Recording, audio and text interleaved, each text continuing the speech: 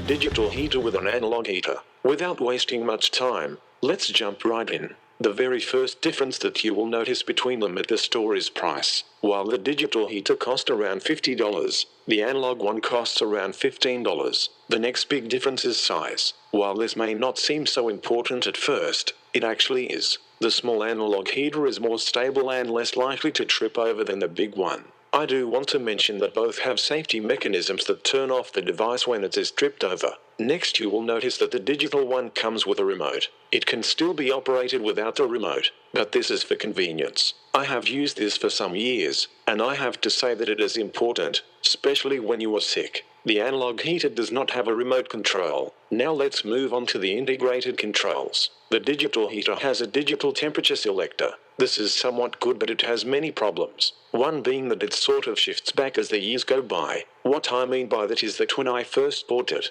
78 was my ideal temperature. Then it became 79, then 80, then 81. Right now I'm at 82. It has stopped shifting at 82. The other functions on this heater I never actually use. I never use the eco mode as it has a maximum temperature of 79.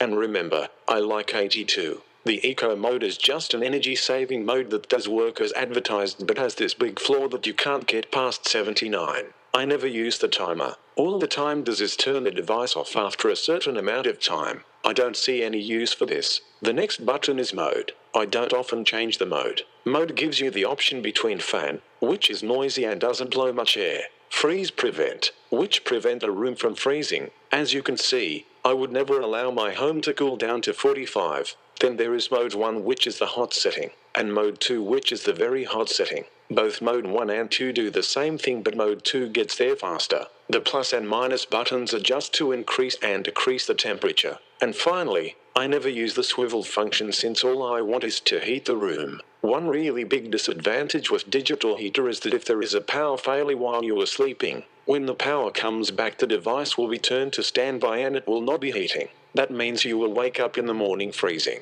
Also, it forgets the temperature settings that you had, so you will have to reset it. This is by far the biggest disadvantage. Last but not least, the big digital heater has a filter, although I must mention that only this brand has a filter. Other brands do not. Now let's move on to the small analog heater. This type of heater is a lot cheaper. I bought this one for around $5 because it was on sale. It normally costs $15. One big surprise I had with it is the heating capacity. I thought that because it was smaller, it would heat less and take longer to heat a room. Yet I could not tell the difference between this small heater and the big tower one. This analog heater does not come with a remote. At the top are two dials. One is the thermostat and the other is the mode selector. There are 3 modes: fan, low, and high. The fan mode is practically useless and it doesn't blow much air. It just makes a fan sound and an appliance smell comes out of it. The other modes, low and high, are the heating settings to low and high respectively.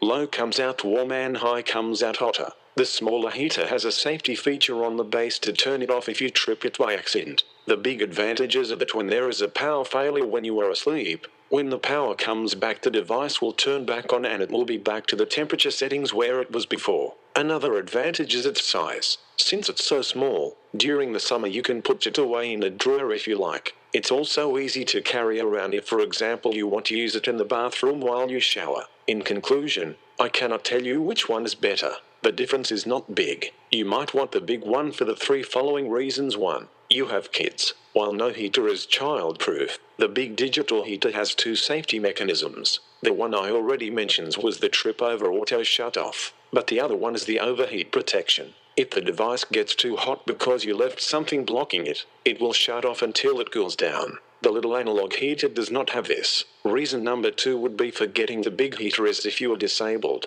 Having a remote control is good for disabled people and the overheat protection helps too. Reason number 3 is if you have nasal allergies. The tower heater has a skeleton filter that traps very little dust. Just a little. It should not be treated as an air purifier. The small analog heater does not have an overheat protection and does not have a filter. That's all for now. Thank you for watching Skywind007.